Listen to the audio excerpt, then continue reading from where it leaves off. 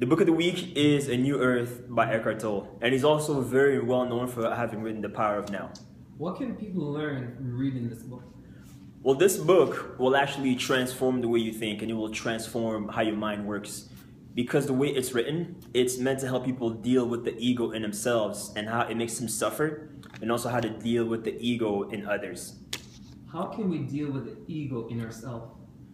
Well, the way that you can deal with the ego in yourself, he has a few practical steps of things to do, like really simple. For example, just don't complain. Cut that out. Don't complain. Stop whining. Stop trying to make others wrong and stop trying to be right. Because those are all behaviors that the ego engages in order to make its sense of self even stronger, in order to feel even more separate and more apart from other people. Because that's basically what the ego wants.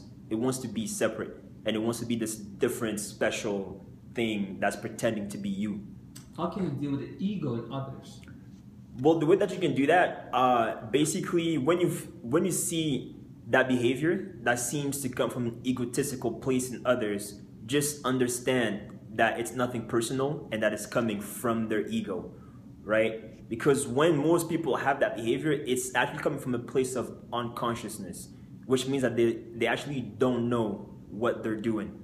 Like Jesus said when he died on the cross, Lord, please forgive them, for they do not know what they do.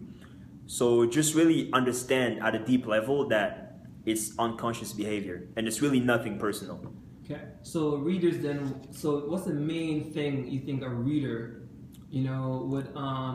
could start practicing from one of those chapters? The main thing that you can practice, he has 3 things that he put in the last bit of the book of how to live a awakened life, I guess.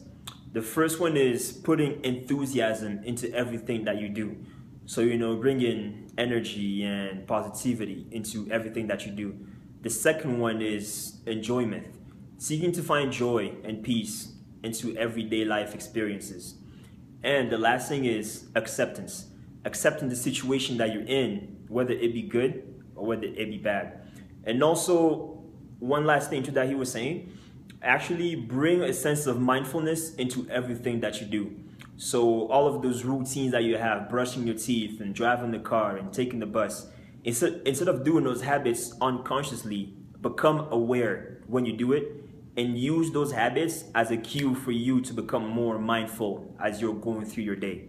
Sounds like The Power of Now. It's basically the same thing, but he just delves deeper into those concepts. Perfect. All right, sounds good, Emmanuel. Thank you very much. Yeah.